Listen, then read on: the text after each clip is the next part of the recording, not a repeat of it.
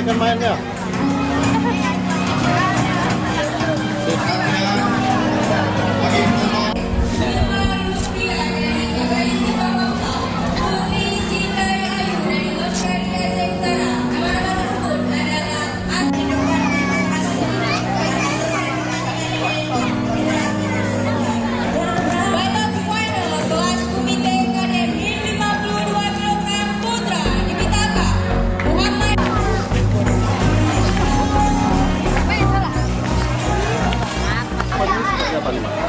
Ya, event ini yaitu Open Turnamen KKI Los Mame Cup 1 2020 yang untuk memeriahkan HUT BTPAG yang ke-7, Bang.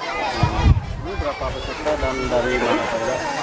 Dalam kejuaraan ini ikut sertakan 316 peserta, terdiri dari 20 kontingen. Dan terdiri dari 20 kontingen tersebut terdiri dari 11 kabupaten kota se-Aceh.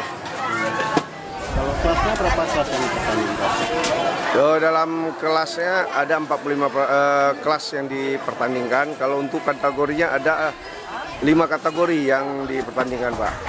Salah mulai dari kata,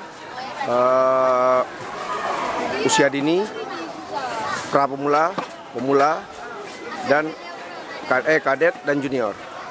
Kalau jumlah harinya berapa hari? Dalam kegiatan ini kita mengambil jadwal 3 hari. Total hadiah bisa disebutkan?